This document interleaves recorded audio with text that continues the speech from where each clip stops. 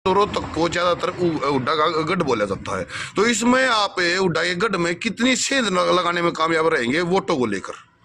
तो आपका क्या मानना है इसमें कि जो फिलहाल सरकार चल रही है इसमें हम पिछड़ गए हैं? पहले की जो सरकारें थी जैसे कि कांग्रेस का 2014 तक 10 साल राज रहा है, 2004 से 14 तक, तब बेहतर स्थिति थी हमारी। जी सारे छोटे बड़े बहन भैया ने काका तो गीता है और भाई हम है फिलहाल रोहतक और रोहतक है सूर्यनगर कॉलोनी में। और ये हमारे भाई साहब कटारिया साहब है अपने चुनाव अभियान को लेकर पुरजोर थे और हमारे हाथ में ये आए जब बोला जी तो हम इनसे 2000 सवाल जवाब करेंगे। तो सब पहले तो अपना परिचय दे दो एक बार। मैं advocate Vinod Kataria, People's party of India Democratic शेयर रोहतक लोकसभा से प्रत्याशी। तो सर सबसे पहले तो हम ये जानना चाहोगे कि आपका मैनिफेस्टो जैसे कि आप जो लेकर चल रहे हो पार्टी का, इसका मेन उद्देश्य है और आपकी विचारधारा मूलभूत विचारधारा क्या रहेगी? मेन उद्देश्य पार्टी का है कि संविधान के अंदर जो प्रोविजन हमारे लिए दिए गए हैं पूरे भारत के अंदर वो लागू होने चाहिए। शिक्षा, चिकित्सा और रोजगार, उसके साथ में जो सरकारी तंत्र आज खत्म हो रहे हैं उन तंत्रों को वापस से स्थापित करके और निजीकरण को समाप्त करके शिक्षा के क्षेत्र में और स्वास्थ्य के क्षेत्र में और हर तरह से ऐसा सिस्टम हमें चाहिए जो संवैधानिक तौर पे काम करे। अब सर कटारे सर एक बात और मैं जानना चाहूंगा कि देखिए फिलहाल अगर हम देश की राजनीति की अगर बात करते हैं तो देश की राजनीति में मूलभूत दो बड़ी पार्टी जैसे कांग्रेस और बीजेपी इसके साथ में चल रही हैं। तो आपको क्या लगता है कि आपकी नई पार्टी है तो इसमें आप कितनी ज्यादा बढ़ोतरी या वो क्या परफॉर्मेंस दिखा सकते हैं आप? हमारी पार्टी संविधान को लेके पूरे 5 साल से काम कर रही है।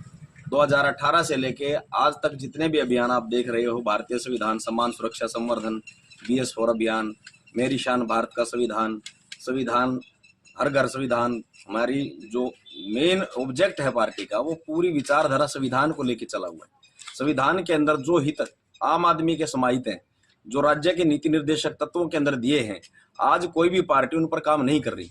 अगर उन्होंने ऐसा काम किया होता तो हर आदमी के घर में आज सुख सुविधाएं होती। आज एक आदमी 5 किलो अनाज के लिए लाइनों में खड़ा है, लेकिन जो संविधान के अंदर राज्य के नीति निर्देशक तत्व हैं उनके अंदर लोक कल्याणकारी व्यवस्था की बात की गई है। अगर लोक कल्याणकारी व्यवस्था की हम बात करें तो किसी भी सरकार ने वो काम करना नहीं चाहा, सिर्फ उनको फ्री का राशन, फ्री की बिजली देने का लालच देके उनकी वोटों का सौदा किया है। जब तक इन नोटों से इन वोटों का सौदा होता रहेगा तो संविधान की मूल भावना वो देश में लागू नहीं हो सकती। कटारे साहब एक बात और है जैसे कि अब मान लिया हमें ये चीज भी देखते हैं कि हर बार इलेक्शनों में एक नए मुद्दे के साथ पार्टी कोई न कोई उलझाकर रख देती है, मूलभूत जो मुद्दे होते हैं उनसे भटक जाते हैं। जैसे कि फिलहाल इन इलेक्शनों में जो जनरल इलेक्शन जो 2024 जो चल रहे हैं, इन इलेक्शनों में अब 2 दिन से मुद्दा ज्यादा गर्माया हुआ है मंगलसूत्र और भगवाकरण।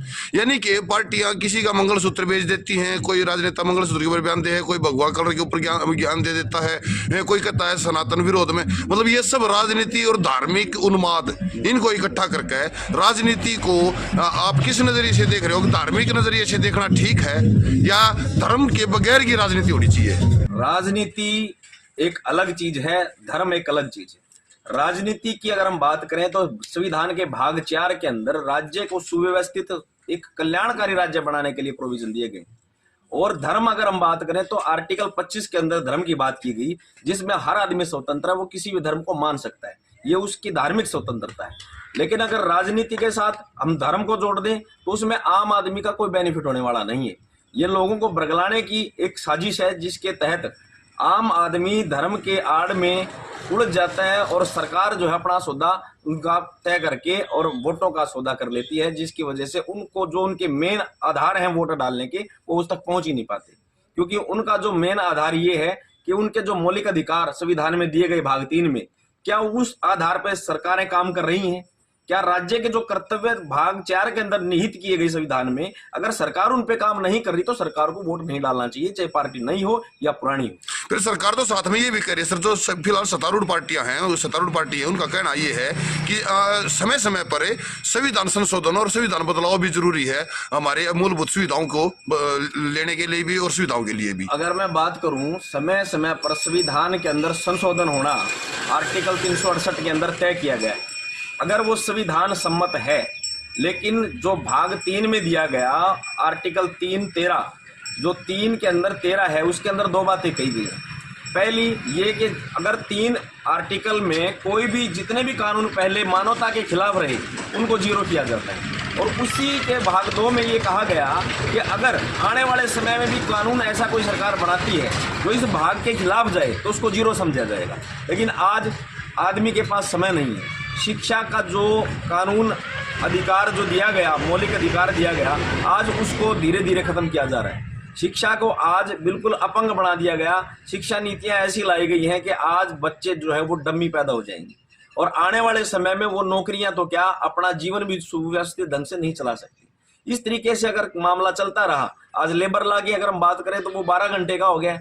8 घंटे से 12 घंटे, क्या ये उचित है? ये न्यायोचित है? अगर एक आदमी 6 बजे उठता है और वो 6 बजे वहां ड्यूटी पे पहुंचेगा तो उसको 5 बजे उठाना पड़ेगा, 5 और फिर शाम को 7, यानी कि 14 घंटे वो बंद गया।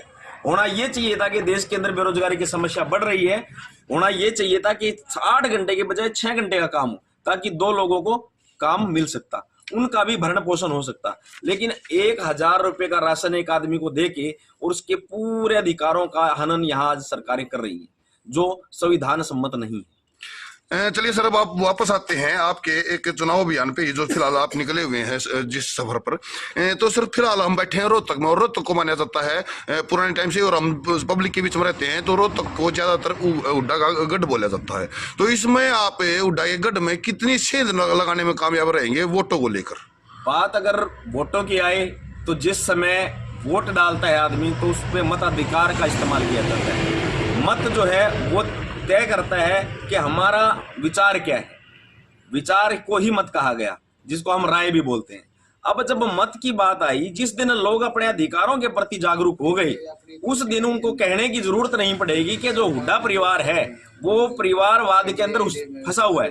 जो कांग्रेस पे है, जितनी भी आज हम पार्टियां देख रही हैं, वो जातिवादी, परिवारवादी, सुप्रीमोवादी चेहरे बना के काम कर रही हैं। लेकिन संविधान जब देश में लागू किया गया तो परिवारवाद को खत्म करके ये मुद्दा दिया गया था कि आज जो है वो रानी के पेट का ऑपरेशन कर दिया गया। आप अपने विचार से एक राजा पैदा करोगे जो आपके हक और अधिकार के लिए काम करेगा।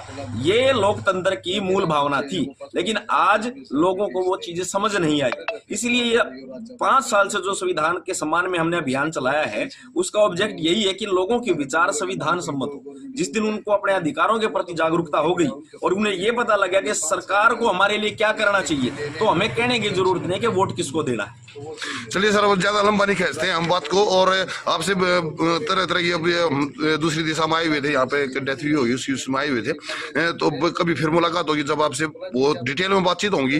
बाकी फिलहाल आप कुछ अगर दर्शकों के लिए कहना चाहते हो और संदेश देना चाहते हो, अपना निशान दिखाना चाहते हो, तो आप कह सकते हैं sir. People's party of India democratic, जैसा आप इस पर्चे पे देख रहे हैं, इसमें लिखा हुआ है संविधान के सम्मान में पीपीआईडी मैदान में। हमारा अपना कोई मुद्दा नहीं है। हम ये चाहते हैं कि शिक्षा वो बिल्कुल फ्री ऑफ कॉस्ट होनी चाहिए, चाहे वो अमीर का बच्चा है, गरीब का बच्चा है, किसी तरह का भी आदमी वो सिर्फ सरकारी संस्थानों में ही पढ़ पाएगा। जितने भी निजी संस्थान हैं सबको बंद करके हम देश के अंदर सरकारी व्यवस्था स्थापित करना चाहते हैं। दूसरी बात, जो स्वास्थ्य के क्षेत्र की अगर हम बात करें तो हमने मुद्दा दिया है कि स्वास्थ्य के क्षेत्र में भी छोटे से लेकर बड़े से बड़ी सुविधाएं जो है होनी चाहिए, और वो सिर्फ और सिर्फ सरकारी तंत्रों के अंदर होनी चाहिए। स्वास्थ्य का आज जो इन्होंने पैनल पे दे के अपने लोगों को जो सिस्टम बनाया है, भाई अपने हॉस्पिटल बना दिए, उनको पैनल पे दे दिया, और इतनी लूटमारी जो हो गई, उसका ये कारण है कि आज गरीब आदमी को इलाज मुहैया नहीं हो पा रहा है। आपकी ये बात मानना बहुत बढ़िया लगी करा रही है सर, जो आपने शिक्षा के ऊपर कही है, क्योंकि मैं इस बात से बहुत ही आपसे मुखातिब हूँ, इस बात से कि जो अटल बिहारी वाजपेयी, स्वर्गीय भूतपूर्व प्रधानमंत्री अटल बिहारी वाजपेयी जी ने एक बात जरूर कही थी कि अगर प्रजा को कुछ देना है तो वो सिर्फ शिक्षा और स्वास्थ्य, ये फ्री दो, बाकी कुछ भी फ्री मत दो। लेकिन हम देखते हैं कि जैसे कोई भी राजनीतिक दल आगे, शुरुआत कांग्रेस से ही होती है। जब शिक्षा का निजीकरण शुरू होता है तो सभी कांग्रेसी दलों के बड़े बड़े स्कूल, प्राइवेट इंस्टीट्यूट, सब कुछ निजीकरण हो चुका है, तो उसमें वो भी इन्वॉल्व है। आपको क्या लगता है कि आपकी एक पार्टी इस चीज को बदलने में कामयाब रहेगी? देखिए, देश के अंदर जब भी कोई चीज की अति हो जाती है तो उसका अंत भी होता है। आज जो ये स्थितियां हमारे देश में पैदा हो गई है कि जनमानस आज ये देख रहा है कि हमारे हक की आवाज कौन उठाएगा, लेकिन हम ये चाहते हैं कि स्वास्थ्य और शिक्षा, उसके साथ साथ में हर घर रोजगार की व्यवस्था होनी चाहिए। क्योंकि आज जिस तरीके से मोदी सरकार ये कह रही है कि हमने 80 करोड़ परिवारों को जो है 5 किलो अनाज दिया है, क्या आपको लगता है ये बिल्कुल सही आंकड़े हैं? 80 करोड़ का मतलब क्या हुआ? अगर मैं एक परिवार में 5 आदमियों की भी काउंटिंग करूं तो इसका डाटा 400 करोड़ हो जाता है और देश की जनसंख्या 140 करोड़ है। तो ये जो 80 करोड़ परिवारों को जो हम दे रहे हैं वो 140 करोड़ से ज्यादा कहां जा रहा है पैसा? सर ये अगर हम आंकड़ों की बात करते हैं तो मैं भी कई बार फेर में फंस जाता हूं। जैसे कि कुछ दिन पहले ही अभी बयान आया था कि हमने 14 करोड़ आदमियों को गरीबी रेखा से निकाला है, जहां तक कि अगर हमारी 150 करोड़ की जनसंख्या 140 करोड़ से ऊपर हम जा चुके हैं, जिसमें 14 करोड़ भी होते तो मैं जैसे हरियाणा में 5-10 हजार कुछ मतलब हिस्से में हरियाणा की भी आते तो हमें कोई भी मिलने को ऐसा नहीं मिला है जो ये कह सके कि हम गरीबी रेखा से ऊपर आए हैं। तो ये क्या समझे कि जो आंकड़े दिए जाते हैं वो सब मिथ्या है? ये आंकड़े आप अपने आधार पर चेक करें कि जब सरकार आई थी तो गरीब कितने थे और आज वो 80 करोड़ खुद ही बता रहे हैं, तो इसका मतलब गरीबी बढ़ी और गरीबी बढ़ी तो हम विकसित भारत की जहां बात कर रहे थे आज विकासशील देश की श्रेणी से भी पीछे आ गया है। तो क्या हम ऐसी सरकारों का चुनाव करना चाहेंगे? तो आपका क्या मानना है इसमें कि जो फिलहाल सरकार चल रही है इसमें हम पिछड़ गए हैं? पहले की जो सरकारें थी जैसे कि कांग्रेस का 2014 तक 10 साल राज रहा, 2004 से 14 तक, तब बेहतर स्थिति थी हमारी। मैं नहीं मानता, क्योंकि उस समय भी जो कॉलिजन सिस्टम डेवलप हुआ उससे आज पूरे न्यायालय के अंदर एक ही वर्ग के लोग बैठे हुए हैं। उसके बाद अगर मैं बात करूं लेटरल एंट्री, जिसमें 400 जो है ज्वाइंट सेक्रेटरी और सेक्रेटरी अपॉइंट किए गए, जिन्होंने आज ये प्लानिंग बनाई भाई, अग्निवीर योजना, शिक्षा के क्षेत्र में अगर हम बात करें चिराग योजना, और छोटी छोटी जो ये लोगों को लालच देके और उनके पूरे भविष्य को चौपट कर दिया, ये एक देश को अंधकार में स्थिति में ले जाने का एक रास्ता है। तो मैं इन पार्टियों को सही नहीं मानता, क्योंकि इनकी जो विचारधारा वो संविधान से मेल नहीं खा रही।